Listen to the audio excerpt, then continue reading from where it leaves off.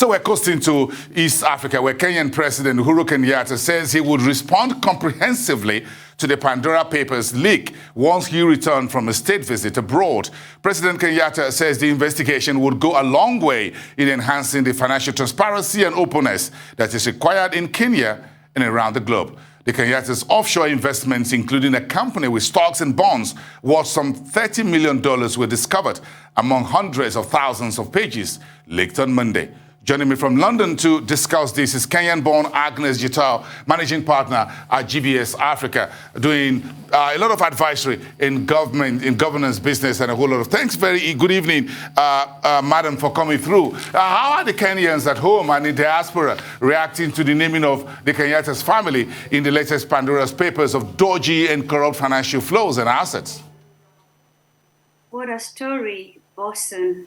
It's indeed a shocking story coming from East Africa, allegedly claiming that President Kenyatta, the head of state, and his family are associated with offshore accounts. The reactions is two ways. There are those Kenyans who feel that offshore accounts in themselves are not illegal, right? But others feel that it is only fair that everybody pays up taxes. It's not fair for some rules for us and other rules for the elite. So suddenly mixed reactions for a man who came into power with a promise to fight corruption, a man who has been very outspoken on the pandemic of illicit financial flows that leaves Africa every year $89 billion. So suddenly not a good story for the Kenyatta's family. But again, are these revelations about President Kenyatta's hidden overseas assets, are they really new? What's new? Look, Kenyatta's legacy, the Kenyatta's family legacy is associated with wealth. His father is the founding father of the nation. They had access to power, access to opportunities. So the revelations are, would say, not new, but the fact that they come at a time when Kenyans are experiencing such economic hardship, a time when everybody, not only Kenyans but across the world, has had really tough time, and everybody is being asked to tighten their belt and also pay up taxes to support government operation. The revelation comes at the wrong time. Okay, now, will there be an internal probe by the parliament of the latest revelations about Mr. President? He himself has said, well, he's overseas currently. He says when he comes back, he's going to give a comprehensive explanation. What do you think Mr. President will say in defense of these revelations by Pandora Papers? Anyone has any idea? Not at all, but I guess priority will be to clear his name. Remember, this has not, there hasn't been really, he hasn't been associated with any criminal doing. I mean, there isn't anything criminal in having an offshore account. Whether these are taxpayers' money, that's another question. I guess the president priority will be to clear his family, to show that this wealth has nothing to do with public funds, and this is right-free by his family. Whether there's going to be an investigation by parliament, I highly doubt. Kenyans forget very quickly. And show me one political leader in the continent who is clean. So do you think the general perception about the rich and the political class in Kenya or in Nigeria or in Angola and elsewhere, Equatorial Guinea as well, do you think all these things will go away, or as usual on the continent, we're going to sweep all this under the carpet and just move on as a people? It's a shame for Kenya. Kenya is renowned for the fact that a lot of our people invest their money at home. The reason why the country is very competitive in terms of attracting FDI is due to the fact that Kenyans trust in their own markets. Kenya's debt, 50% of Kenya's debt is owned by Kenyans. So this certainly will be a shame. Again, obviously, how do you attract investors where your head of state is sending his money to offshore account? Imagine what 30 million would do in a country, in Kenya. There's a lot of opportunities that money could earn double returns and create opportunity in the continent. Again, this story, tomorrow there'll be another headline. This story, unfortunately, Boston, and will be forgotten. This is where I'm going because the Pandora Papers revelations are coming at in the run-up to the forthcoming Kenya's general election. So what are you learning on the ground about the coming elections even before the Pandora's Papers are now open up? Do you think the Kenyatta's political party will get, this will be a fossil fuel for the opposition to say, aha, we said so? Luckily for President Kenyatta, he's not running for another term. This is his final term. Unfortunately, he was very committed to leaving a legacy that fights corruption. So this news come at a wrong time. Will it affect his political party? Certainly, yes. And anybody associated with the Kenyatta family running for political office, obviously their profile will be dented.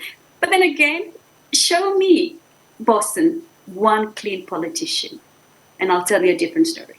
Yeah, but okay. So how do we? So what do you think will be the key issues? Therefore, because you're going into an election, everybody is expecting what is going to be free and fair. No matter how well the economy is doing, it could do a whole lot more. Even with the pandemic era of last year, there were a number of issues about some of the contracts relating to the vaccine and some other health equipment that became a bit dodgy. Some folks in Parliament and Cabinet were said to have awarded contracts to themselves. Some of these cases were also evident in South Africa, for example.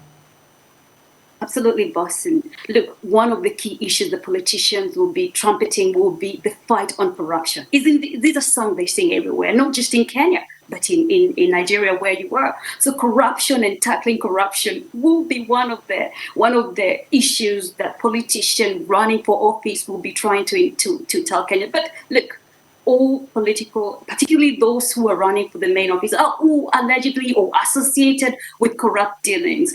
Boston, until the time we are able to curb this disease of corruption and graft, taking public money and using it for our own needs, unless we're able to tackle this will be a problem over and over again. So key issues will be corruption, access to healthcare. As you say, the pandemic has affected a lot of Kenyans. And certainly, as you're aware, Kenya's economy luckily is going to rebound by 6% and in 2021 and 2022. So politicians' priority is, how do you fight corruption? And I guess maybe this story, as the president says, maybe this story helps us, as he said, to lift the lid of secrecy and these dodgy dealings by the elite who thinks it's one rule for them and another rule for the rest of the common folk. For you, Agnes, and those of you in the diaspora, what do you think the campaign, what should be the main talking point on the soapbox when the politicians get on the campaign trail for 2022 elections? So how are they going to manage public debts? How are they going to truly fight corruption? Not just rhetoric, but actionable ways of how they're going to deal with corruption. Look, there's a lot of wasted across the continent. And I guess a lot of Kenyans would want to know that. Just yesterday, the Kenya Revenue Authority reported that they were able to collect taxes at least by 103% on target. So Kenyans are being taxed. What are you doing with that money? So that would be the key issues. As a Kenyan, I would want the politicians to tell me how they will manage Kenya's wealth and also public resources.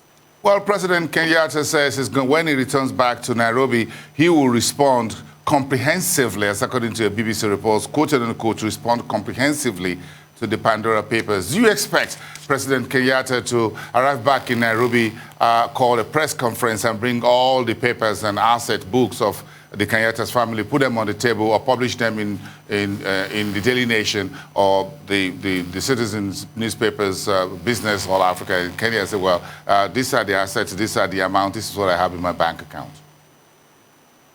Or he can maybe call a press conference and brief us here at a rice exchange. That will be the day. But you know what? He's a very transparent man. I would think so, and I'm sure he owes to the Kenyan and to himself and to his good family name he needs to explain to the Kenyans how these funds are in offshore accounts. And when somebody does a mistake, when they ask for forgiveness, I'm sure Kenyans will understand. Remember, Boston, there is nothing wrong in offshore account. Yes, the only thing you cannot document, the only thing about this offshore account is, are they legal? Yes. Are they moral?